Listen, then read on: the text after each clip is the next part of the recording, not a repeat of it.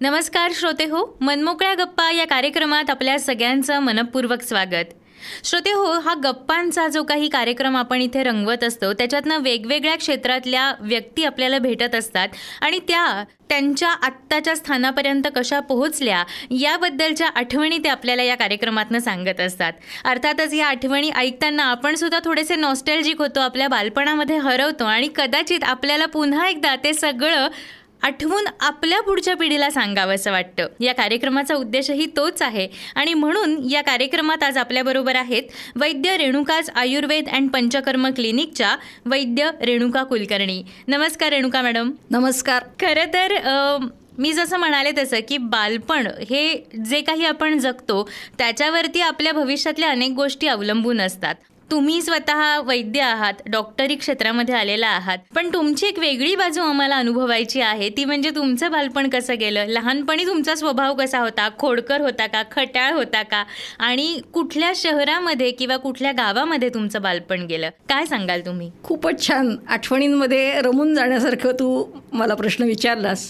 माझं माहेर आहे पुण्यातलंच. बर. पाठकवाडा म्हणून सोमवार पेठेमध्ये होता. त्या ठिकाणी आम्ही 6 आजोबा आणि आम्ही सगळी मुलं, म्हणजे त्यांची मुलं आणि आम्ही नातवंड असे एकत्र राहत होतो. त्यामुळे कोणाच्याही घरामध्ये जायला जसा धरबंद नव्हता. 4 चौक होते, या चौकामध्ये दगडपाणी खेळा, त्याच्यात विट्टी दांडू खेळा, असे उद्योग होते. मागच्या बाजूला मोठं ग्राउंड होतं, आज जिथं KEM हॉस्पिटलची बिल्डिंग आहे.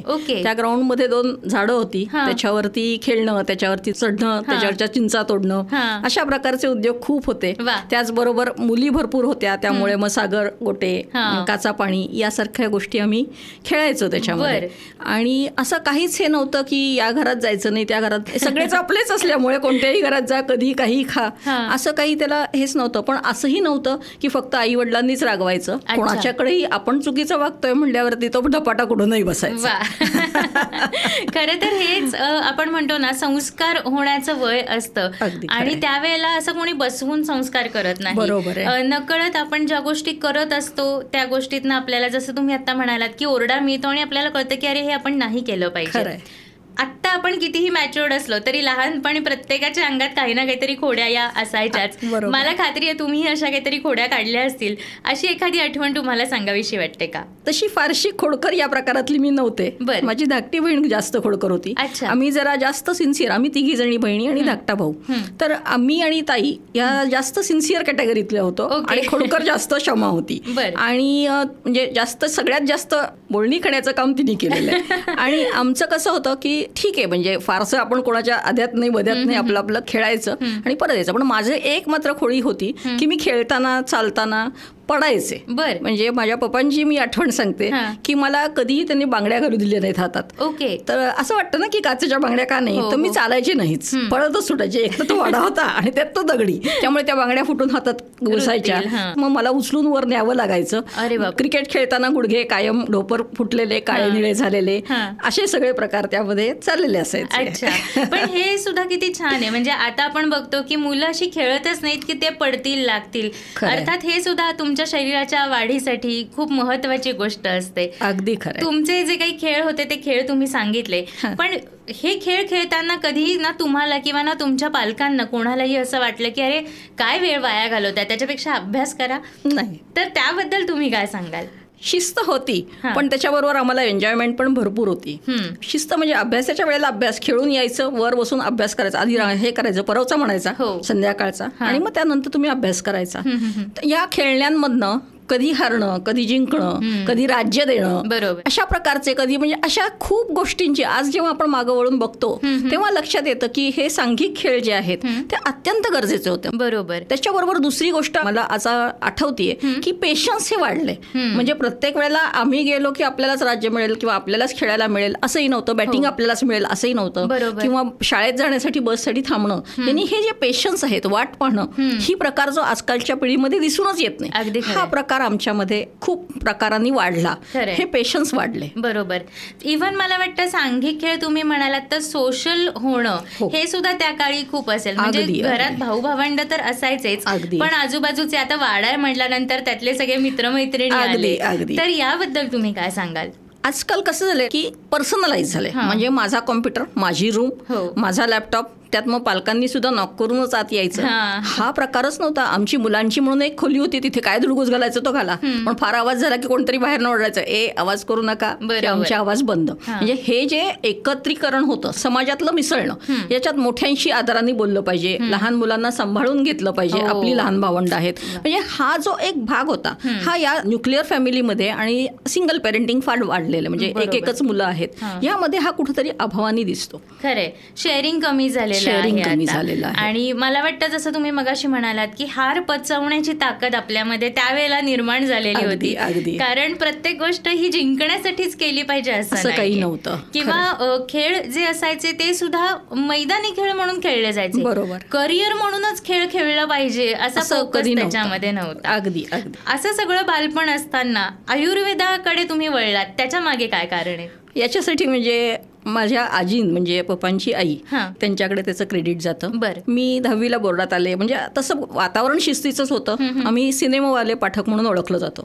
तर माझे एक आजोबा रात्री 12 वाजता सिनेमा बंद करून, थिएटर बंद करून यायचे, आल्यावरती वाड्याचा दिंडी दरवाजा बंद करून टाकायचे आणि त्याच्या पुढे मग वाड्यामध्ये कोणीही यायचं नाही. एवढी शिस्त त्यांची होती. म्हणजे खेळ आहे तिथे खेळ, पण शिस्त पाहिजे तिथे शिस्त पण होती. आजी ज्या होत्या त्या मी 11वी नंतर, म्हणजे अभ्यासात चांगली होते, हुशार होते, 11वी मध्ये मी आजारी पडले. 8 महिने मला ताप होता आणि खूप निदान केली पर डोक्यापासून सगळ्या तपासण्या झाल्या, पायापर्यंत, नखापर्यंत. आणि मग त्यांनी असं सांगितलं की पायरेक्शिया ऑफ अननोन ओरिजिन, म्हणजे PUO, म्हणजे काय की तुम्हाला ताप कशाने येतो आम्हाला कळत. ओके, असं सगळं झालं. मग आता हिचा ताप तर येतोय, तो थांबत तर नाही. मग आमच्या आजी मला म्हणल्या, कविता, माझं माहेरचं नाव कविता, आपण आता एक शेवटचा उपाय म्हणून तो आयुर्वेदिक औषधं घेशील का? म्हटलं हो घेते की आजी, मला तर काहीतरी करून बरं तर करायचंय. मग त्यांनी मला काड्याची रायताचा 7 दिवसाचा काढा दिला. तो इतका कडू होता, म्हणजे घेवत नव्हता, त्याच्यावर साखर खाल्ली तरी ती कडूच लागायची. पण त्यानंतर मला जो ताप थांबला माझा, तो आजपर्यंत ताप आला नाही. मग मला लक्षात आलं की अरे याच्यात खूप ताकद आहे या आयुर्वेदामध्ये. मग मी त्यावेळेला 11वीला 6 सीट्सच होती इलेक्ट्रॉनिक्सची, त्याच्यामध्ये मी ऍडमिशन घेतली होती, पण मी ती ऍडमिशन सोडून दिली आणि मी आले आयुर्वेदाला. म्हणजे मग मी तिथेच मॅथ्स पण सोडून दिलं. मॅथ्स माझा अत्यंत फेवरेट आणि आवडीचा विषय, पण या शास्त्रामध्ये नक्की काहीतरी आहे की ज्याच्यात मला नीट अभ्यास केला पाहिजे असं म्हणून मग मी त्या आयुर्वेदाला आले. आणि त्यातच आजींच्या हाताखाली खूप करायचे. म्हणजे लहानपणी मग त्यांना ते आंघोळ करायची, मग त्या झाडापाशी जाऊन प्रार्थना म्हणायची, मग त्या झाडाची औषधं तोडून आणून ते दगडी खलबत्त्यात वाटायची आणि ती हातावर करून त्याचा रस काढून त्या फुकट औषधं द्यायच्या, काविळीवरती औषधं द्यायच्या, नंतर पोटदुखीवर औषधं द्यायच्या, अशी वेगवेगळी त्यांचे हे होतं. आणि त्याचे ते चार्जेस घ्यायच्या नाहीत, म्हणजे ते फक्त छंद म्हणून. त्या शिकल्या होत्या इयत्ता 2रीच. पण मी त्यांना विचारायचे की आजी तुम्हाला कसं, आम्ही गुळवेल सत्व घरात तयार केलं होतं, मग हे सगळं मी आजींच्या हाताखाली करायचे, त्यामुळे मग मला त्यांच्याबरोबर ती सवय लागली. वा.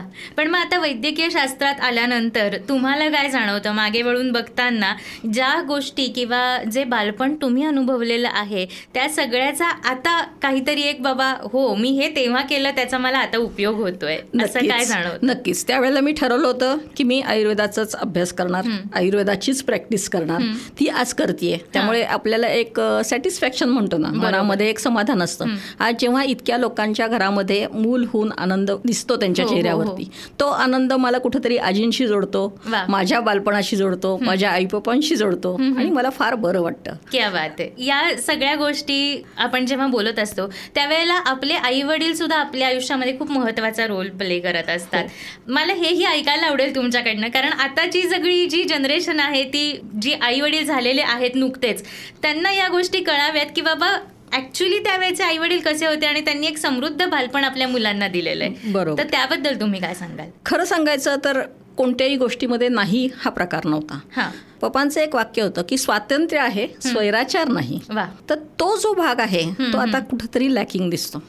म्हणजे थोडं स्पष्टच बोलायचं झालं तर आत्ताची जी पिढी माझ्यासमोर येते आई वडील बनण्यासाठी, त्यांच्यामध्येच हा स्वैराचार आहे. म्हणजे त्यांनाच अजून हे स्वातंत्र्य आपल्याला मिळालंय म्हणजे काय मिळालंय, किंवा आपण काय केलं पाहिजे, मुलांसाठी आपण काय दिलं पाहिजे. कारण मुलं हा घराचा आरसा आहेत. तर त्या घराचा म्हणजे ती जे वागतायत ते कुठंतरी तुमच्याकडे त्याचं कारण आहे. त्यामुळे ह्या गोष्टी ज्या आहेत ह्या तुम्ही मुलांना घेऊन वेगवेगळ्या प्रसंगांमध्ये गेलं पाहिजे. म्हणजे तुम्ही समजा एखाद्या लग्नाला जाताय, बारशाला जाताय किंवा सोशलाइज होण्याचे जे आहेत तिथे तुमच्या बरोबर तुम्ही मुलांना न्या. तुम्ही अशा ठिकाणी म्हणजे पार्टीजमध्ये आहे मग तिथं मुलांना कशाला न्यायचं हा प्रकार करण्यापेक्षा तुम्ही त्यांना वेगवेगळ्या प्रसंगांमधनं न्या की त्यामुळे त्यांचं व्यक्तिमत्व समृद्ध होईल.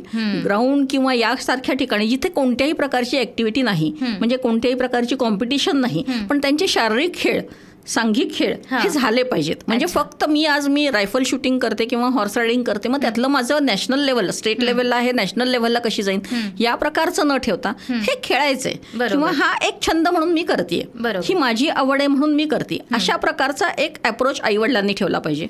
दुसरी गोष्ट संयम पाहिजे. आज एक गोष्ट मागितली किंवा तू ऑफिसला चाललीस मला कार आणून दे, मग आई येताना कार घेऊनच येते, हा जो प्रकार आहे हा थांबण्याची सवय नाही. मग आज तुम्ही देऊ नका ना ही गोष्ट, त्याला काहीतरी टार्गेट द्या, ह्याच्यानंतर तुम्ही करा. मारायचं नाही बरोबर आहे, पण तुम्ही काही गोष्टींमध्ये की हे कर मग याच्यानंतर तुला ही मिळेल, अशा प्रकारचं तुमच्या पेरेंटिंग मध्ये आलात तर जास्त उपयोग होईल. अगदी खरं आहे. म्हणजे पेरेंटिंग हे सुद्धा एक स्किल आहे. म्हणजे अगदी मूल जन्माला घातलं म्हणजे आई वडील होत नाहीत हे आपण याच्यातनं सांगू शकतो. इतक्या सगळ्या आठवणी तुम्ही सांगताय तर मला खात्री आहे की ज्या पद्धतीने आपण आपल्या घरच्या लोकांना बघत असतो तर त्याचा एक प्रभाव आपल्यावरती असतो. तुमच्यावरती कोणाचा प्रभाव होता आणि तो कशा पद्धतीने तुमच्यातनं बाहेर आला? माझ्यावर खरं सांगायचं तर आजींचा प्रभाव खरंच जास्त होता.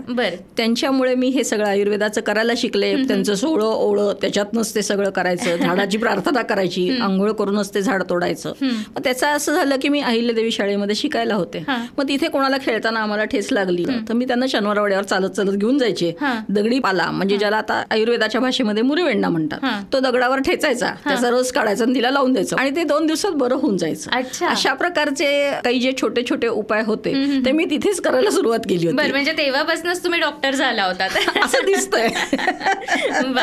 जसा आजीचा प्रभाव तुमच्यावरती होता तसंच आई वडिलांचा कसा प्रभाव होता त्यांच्याबाबत तुम्ही अजून काय सांगा? हो, आई पण पुण्यामधलीच होती. आई स्विमर होती, आई होम सायन्स मधली होती. पण मला जी खूप जास्त डिश तयार करणं, एम्ब्रॉयडरी करणं अशा ज्या प्रकारच्या गोष्टी होत्या त्या तिने कमी केल्या. हे त्यांच्या पेरेंटिंग मधली अतिशय महत्वाची गोष्ट की हे म्हणजे तुझं करिअर नाही, तुझं करिअर हे वेगळं घेतलं पाहिजे. माझे पप्पा मी खूप लवकर गमावले. 99 सालीच ते गेले. माझं लग्न झालं नुकतंच आणि त्याच्यानंतर लगेचच गेले. पण मी म्हणेन की त्यांच्या इतकं चांगलं माझा मित्र या प्रकारात कोणीच झालं नाही. पण ते अतिशय बहुगुणी व्यक्तिमत्व म्हणतो. म्हणजे त्यांना तबला, पेटी, गायन, त्याच्यानंतर नाटकांमध्ये भाग घ्यायचे, विविध प्रकारचे. म्हणजे हे वक्तृत्वाचं जे नॉलेज आमच्याकडे आलं ते पप्पांच्याकडनं आलं. त्याच्यानंतर ड्रॉइंगची आवड त्यांना होती आणि टेबल टेनिस, बॅडमिंटन ह्याच्या स्टेट लेवलच्या पर्यंत ते खेळायचे. त्यामुळे त्यांचाही प्रभाव होताच. कोरिओग्राफी करून आई आणि पप्पा मिळून आमचे डान्स बसवायचे, जे सोलो डान्स आम्ही परफॉर्म करायचो. क्या बात आहे. जाता जाता या कार्यक्रमाच्या शेवटच्या टप्प्यामध्ये आहोत तर हा सगळा जो काही बालपणीचा काळ तुम्ही घालवलेला आहे त्याबद्दल तुम्ही आत्ताच्या पिढीला काय सांगाल? आम्ही जो बालपण घालवलं त्याचंच कुठेतरी म्हणतात ना बाळाचे पाय पाळण्यात दिसतात, तसं या प्रकाराने म्हणजे याचा उलटा अर्थ घेऊ आपण की कुठेतरी आज जी व्यक्ती समोर दिसते त्याची पाळंमुळं कुठेतरी खोल असतात. बरोबर. म्हणजे तुम्ही तुमच्या मुलांसाठी वेळ दिला पाहिजे. आज मला ऑफिसमध्ये शांतता मिळतेय म्हणून मी हा क्लास संपला की पुढच्या क्लासमध्ये घालीन. सुट्टी आहे म्हणून मग मी तिला कोणते तरी क्लासेस लावून टाकेन आणि मग ते तिचं आर्ट डेव्हलपमेंट आहे असं म्हणणं. म्हणजे चित्रकलेचा एक क्लास लावून टाकला म्हणजे तो त्या मुलीसाठी जर बघितलं तर तिच्यासाठी ते नाहीच आहे ना. म्हणजे या शाळेतनं उठले त्या क्लासमध्ये जाऊन बसले, त्या क्लासमधनं उठले त्यात तिला आई वडिलांचा सहवास तेवढा मिळतच नाही. मग त्याचा परिणाम तिच्यावर असा होतो की ती मोबाईल बघायला लागते, टीव्ही स्क्रीन टाइम वाढायला लागला,